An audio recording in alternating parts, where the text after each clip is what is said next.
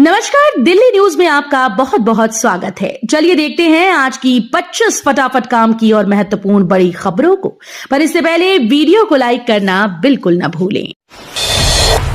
योग में हुआ दिल्ली एनसीआर। सीएम से मंत्री और आम लोगों तक में दिखा जोश है।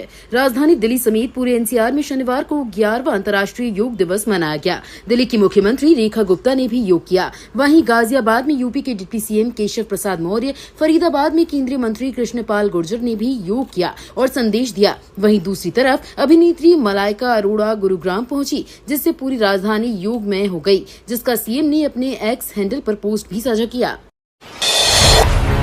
सौरभ भारद्वाज का दावा, बोले दिल्ली में हर साल बढ़ेगी प्राइवेट स्कूलों की फीस।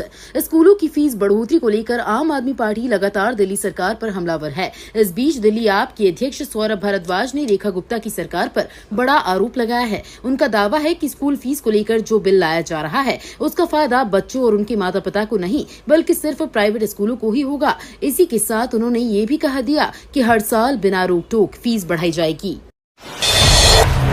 दिल्ली में निर्माण कार्यों में होगा ट्रीटेड वाटर का इस्तेमाल, रेखा गुप्ता सरकार बनाने जा रही नीति।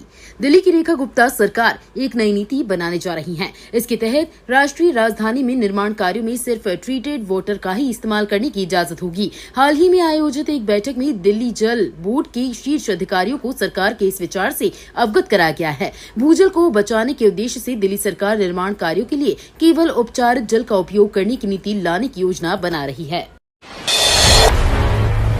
यमुना की सफाई पर पीएम मोदी की नजर, तैयार होगा 45 बिंदुओं वाला एक्शन प्लान।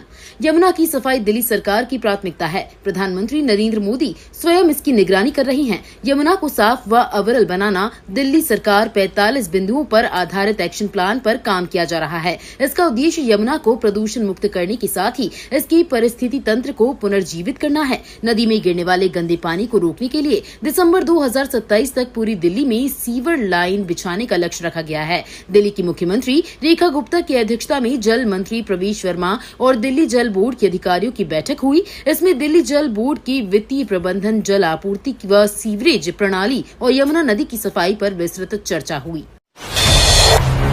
दिल्ली वालों को ईवी की खरीद पर मिलेगी सब्सिडी। नई ईवी नीति लागू करने को लेकर आया अपडेट।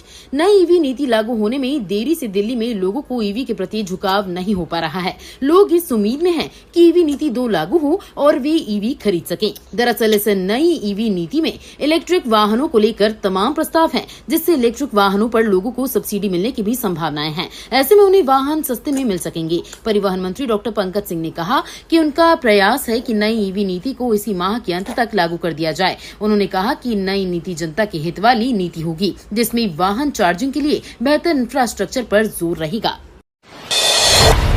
दिल्ली में 4 स्थानों पर हॉट एयर बलून की सवारी कर पाएंगे लोग। राजधानी के लोग जल्द ही हॉट एयर बलून की सवारी का आनंद ले सकेंगे। उसमें बैठकर ऊपर से दिल्ली को निहार सकेंगे। ये लोगों के लिए नया अनुभव होगा। दिल्ली विकास प्राधिकरण पर्यटन को बढ़ावा देने के लिए 4 स्थानों पर ये सुविधा देने जा रहा है। इसके लिए ये सुविधा देने वाली एजेंसी से प्रस्ताव आमंत्रित किए गए हैं। डीडीए ने शर्त रखी है कि इसका शुल्क किफायती होना चाहिए। डीडीए के अधिकारियों की माने तो Yamuna sports complex, Commonwealth games village sports complex, असता और बांसीरा में हॉट एयर बलून की सवारी की सुविधा मिलेगी। दिल्ली में इसी महीने 150 नई इलेक्ट्रिक बसें बीडी में होंगी शामिल। इस साल 5000 बसों को जोड़ने का लक्ष्य है। नई दिल्ली परिवहन मंत्री डॉक्टर पंकज कुमार सिंह ने सचिवालय में परिवहन विभाग के वरिष्ठ अधिकारियों के साथ महत्वपूर्ण समीक्षा बैठक की।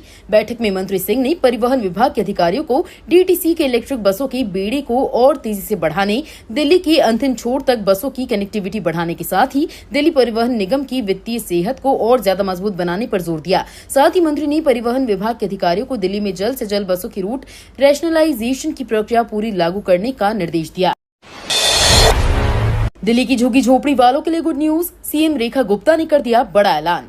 दिल्ली में जगह जगह बसी हुई झुग्गियों बस्तियों की पुनर्विकास के लिए रेखा गुप्ता सरकार मुंबई के धारावी मॉडल का अध्ययन करने पर विचार कर रही हैं।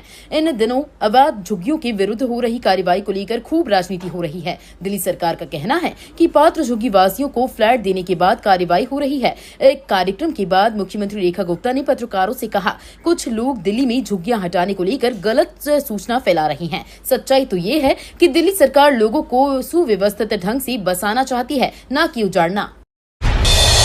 फिल्म सिटी के लिए शेष बची हुई जमीन खरीदने का प्रोसेस शुरू, किसानों को मिला 15 दिन का समय। यमुना प्राधिकरण ने फिल्म सिटी के लिए शेष जमीन के क्रय की प्रक्रिया शुरू कर दी है। किसानों से जमीन अधिग्रहण को लेकर 15 दिन में आपत्ति मांगी गई है। इसके बाद आपत्ति का निस्तारण कर जमीन क्रय की प्रक्रिया शुरू हो जाएगी। फिल्म सिटी के अलावा फिटनेस सिटी व मेडिकल डिवाइस पार्क के लिए भी जमीन अधिग्रहण की जा रही है। यमुना प्राधिकरण ने सेक्टर 21 में फिल्म निर्माता बोनी कपूर की कंपनी वेबव्यू भूटानी फिल्म सिटी प्राली को 230 एकड़ जमीन का आवंटन किया है। अभी फिल्म सिटी का निर्माण शुरू हुआ है। लोधी रोड और द्वारका में लगाए आधुनिक धूल रोधी सिस्टम, सरकार ने तैयार की व्यापक कार्य योजना। राजधानी में धूल को नियंत्रित करने के लिए लोधी रोड और द्वारका में आधुनिक ऑटोमेटिक मिस्ट सिस्टम लगाए गए हैं। इनके ड्यूल नोजल 360 डिग्री में अति सूक्ष्म फुहारे छोड़ते हैं, जिससे धूल को दबाने और कार्बन उत्सर्जन को कम करने में मदद मिल रही है। पर्यावरण मंत्री मनजिंदर सिंह रेरसा ने लोधी रोड पर इसका जायजा लिया। उन्होंने बताया कि शहर की 25 प्रमुख मार्गों और प्रदूषण हॉटस्पॉट पर ऐसी सिस्टम लगाई जा रही हैं, जिससे दिल्ली की हवा को साफ करने की दिशा में मदद मिल रही है। नोएडा और ग्रेटर नोएडा की सड़कों पर चलेंगी 8 डबल डेकर बसें, सरकार ने दी मंजूरी।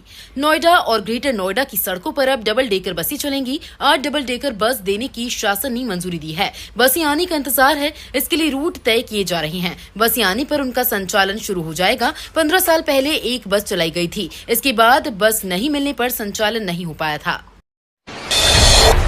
दिल्ली में अवैध रूप से रह रहे 4 बांग्लादेशी पकड़े गए। यहां से पुर्तगाल जाने की थी तैयारी। दिल्ली के साउथ वेस्ट जिले की ऑपरेशंस सेल की सतर्क टीम ने बड़ी कार्रवाई करते हुए 4 अवैध बांग्लादेशी नागरिकों को हिरासत में लिया है, जो वीजा की अवधि समाप्त होने के बावजूद भारत में रह रहे थे। इन सभी को कानूनी प्रक्रियाओं के तहत foreigners regional registration office Delhi के जरिए बांग्लादेश डिपोर्ट कर दिया गया है। पकड़े गए बांग्लादेशी नागरिकों की पहचान मोहम्मद रूहान, सुहेल अहमद, मोहम्मद जुबराज और अबू कायस के रूप में हुई है। दिल्ली विधानसभा को लिविंग हेरिटेज साइट बनाने की तैयारी। दिल्ली विधानसभा को लिविंग हेरिटेज साइट के रूप में विकसित करने के लिए केंद्रीय पर्यटन और सांस्कृतिक मंत्री गजेंद्र सिंह शेखावत ने दिल्ली विधानसभा अध्यक्ष विजेंद्र गुप्ता को पूरी मदद का आश्वासन दिया है। शेखावत ने गुप्ता को पत्र लिखकर कहा कि विधानसभा को राष्ट्रीय महत्व की लिविंग हेरिटेज साइट के रूप में विकसित करने के लिए मंत्रालय की ओर से हर संभव सहायता दी जाएगी। उन्होंने कहा कि वे जल्द ही वरिष्ठ अधिकारियों के साथ दिल्ली विधानसभा का दौरा करेंगे, परियोजना का मूल्यांकन करेंगे और मदद देंगे। दिल्ली एम्स में रोबोट की मदद से हो रही स्मार्ट सर्जरी, ब्लड लॉस का खतरा होगा कम। अब थायराइड या पैराथायराइड जैसी जटिल सर्जरी के बाद आपकी गर्दन पर कोई निशान नहीं पड़ेगा, क्योंकि अब एम्स में शुरू हुई रोबोटिक और एंडोस्कोपिक एंडोक्राइन सर्जरी, जिसमें आधुनिक तकनीक की मदद से गर्दन की सर्जरी के बजाय अब कांख से की जाती है, जिससे खून लॉस का खतरा कम होगा और इस मरीज की रिकवरी तेजी से होगी। जानकारी के मुताबिक एम्स के सर्जिकल डिसिप्लिन विभाग के प्रोफेसर सुनील चंबर और उनकी टीम कई साल से थायराइड की एंडोस्कोपिक और रोबोटिक सर्जरी हो रही है।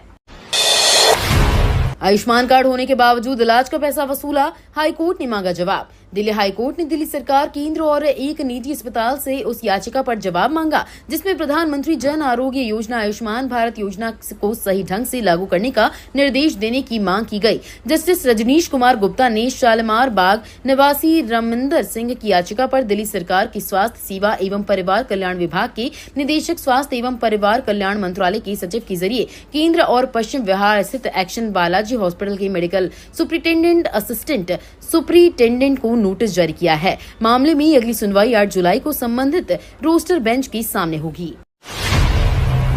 MBA से MBBS तक दिल्ली NCR में फर्जी डिग्री वाला बड़ा खुलासा, 2 से 20 लाख कीमत। क्राइम ब्रांच ने दिल्ली NCR में सक्रिय फर्जी डिग्री और अंक पत्र बनाने वाले गिरोह का भंडाफोड़ किया है। ये गिरोह 2 लाख से 20 लाख रुपए तक लेकर BA, BSc, MBA, PhD, LLB, BAMS और B फार्मा सहित 1 दर्जन कोर्स की फर्जी डिग्री बनाकर बेचता था। जांच में सामने आया कि आरोपी अब तक 5000 से ज्यादा प्रमाण पत्र बेच चुका है। टीम ने विक्की हरजानी, विवेक सिंह, सतवीर सिंह, नारायण और अवनीश कंसल को गिरफ्तार किया है। इनके कब्जे से 228 अंक पत्र, 27 डिग्री और 18 माइग्रेशन सर्टिफिकेट बरामद किए गए हैं। गुरुग्राम के सरस्वती कुंज में बुलडोजर एक्शन 150 झुग्गियां मलबे में तब्दील। गुरुग्राम में गोल्फ कोर्स रोड पर सेक्टर 53 स्थित सरस्वती कुंज कॉलोनी में सरकारी जमीन पर अवैध निर्माण के खिलाफ बुलडोजर वाली कार्रवाई की गई। इस दौरान 150 से अधिक झुग्गियों और कई मकानों को बुलडोजर चलाकर गिरा दिया गया। डीटीपीई अमित मधुलिया के नेतृत्व में तोड़फोड़ दस्ता सुबह 11 बजे सरस्वती कुंज कॉलोनी में पहुंचा। वहां करीब 150 झुग्गियां अवैध रूप से सरकारी जमीन पर डाली गई थी। इन झुग्गियों से किराया वसूल किया जा रहा था। 2 दिन पहले मुनादी करवाकर लोगों को इन्हें खाली करने के आदेश जारी किए गए थे। सौरभ भारद्वाज ने रामवीर सिंह विधूड़ी की आरोग्य मंदिर वाली चुनौती स्वीकारी। दिल्ली में भाजपा सरकार द्वारा बनाए गए नए आयुष्मान आरोग्य मंदिर को लेकर बयानबाजी तेज हो गई है। आप नेता सौरभ भारद्वाज ने बड़ा आरोप लगाया था कि रेखा सरकार केजरीवाल द्वारा बनाए गए मोहल्ला क्लिनिक और डिस्पेंसरी पर नया पेंट करके उन्हें आयुष्मान आरोग्य मंदिर बता रही है। इसके बाद भाजपा सांसद रामवीर सिंह विधूड़ी ने सौरभ भारद्वाज को खुली चुनौती दी थी, जिसे आप नेता ने स्वीकार कर लिया है। गैंगस्टर हाशिम बाबा की पत्नी जोया खान के खिलाफ पुलिस ने और कसा शिकंजा। दिल्ली पुलिस की स्पेशल सेल ने जेल में बंद गैंगस्टर हाशिम अहमद उर्फ बाबा की तीसरी पत्नी जोया खान के खिलाफ और कड़ा शिकंजा कसते हुए उनके खिलाफ मकोका के तहत मामला दर्ज किया है। पुलिस ने बताया कि जोया खान पर दिल्ली में अपने पति के क्राइम सिंडिकेट को चलाने का आरोप है। जोया खान को इस साल फरवरी में ड्रग तस्करी के मामले में गिरफ्तार किया गया था। दिल्ली लेकर ना आई उम्र पूरी कर चुकी वाहन नहीं तो भेज दिए जाएंगे स्क्रैप में। आगामी 1 जुलाई से उम्र पूरी कर चुके किसी भी राज्य में पंजीकृत वाहन को दिल्ली में ईंधन नहीं दिया जाएगा। इतना ही नहीं, इन वाहनों को जब्त कर स्क्रैप के लिए भेजा जाएगा। डीजल वाहनों के लिए 10 वर्ष और पेट्रोल वाहनों की 15 वर्ष उम्र निर्धारित की गई है। वायु गुणवत्ता प्रबंधन आयोग ने ये आदेश जारी किया है। आयोग ने अप्रैल में ही पेट्रोल पंप को इस आशय के निर्देश दे दिए थे। 9 महीने की सबसे साफ हवा में दिल्ली वालों ने ली सांस, आगे भी इसकी उम्मीद। मौसम की मेहरबानी से दिल्ली वासी फिलहाल साल की सबसे साफ हवा में सांस ले रहे हैं। शनिवार को लगातार तीसरा दिन रहा जब AQI 100 से नीचे यानी संतोषजनक श्रेणी में हो रहा है। फिलहाल इसमें अधिक बदलाव होने की संभावना नहीं है। शुक्रवार को दिल्ली का AQI 75 रहा। नोएडा में प्रशासन ने 400 करोड़ की जमीन पर चलाया बुलडोजर। 2240 बीघा जमीन कराई कब्जा मुक्त है। जिला प्रशासन की टीम ने जमीन कब्जा करने वालों पर कड़ी कार्रवाई की है।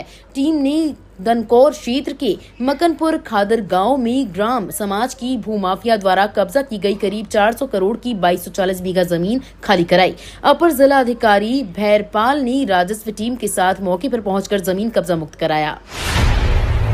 गाजियाबाद में GDA की बड़ी कार्रवाई। अवैध रूप से बनाई जा रही कई कॉलोनियों को किया ध्वस्त है। प्राधिकरण की ओर से अवैध निर्माण और अवैध कॉलोनियों के विरुद्ध अभियान चलाया गया। इस दौरान कई दुहाई और मटियाला के अलावा सदरपुर, डासना आदि में अवैध रूप से विकसित की जा रही कॉलोनियों में निर्माण को ध्वस्त किया गया। वहीं GDA टीम ने गोविंदपुरम में अवैध निर्माण पर सीलिंग की कार्रवाई को अंजाम दिया। ईरान ने किया परमाणु हथियार का टेस्ट, आया तगड़ा भूकंप।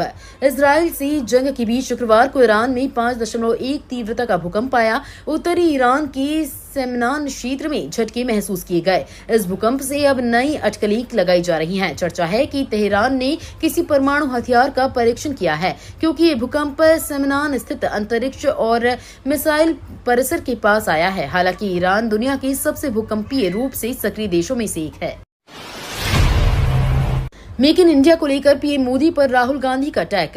कांग्रेस सांसद राहुल गांधी ने पीएम मोदी की मेक इन इंडिया पहल की तीखी आलोचना की है। उन्होंने कहा कि 2014 में बड़े वादों के साथ शुरू की गई इस योजना से न तो देश में कारखानों की बढ़ आई, न ही युवाओं को रोजगार मिला। उल्टा देश की विनिर्माण क्षमता घटकर अब सिर्फ 14% रह गई है और युवाओं में बेरोजगारी रिकॉर्ड स्तर पर है। मोदी जी को नारे देने की कला आ गई है, लेकिन समाधान देने में वे फेल हैं। तो ये थी आज की बड़ी खबरें। रोजाना ऐसे ही सबसे पहले अपडेट पाने के लिए चैनल को सब्सक्राइब करना बिल्कुल न भूलें। धन्यवाद।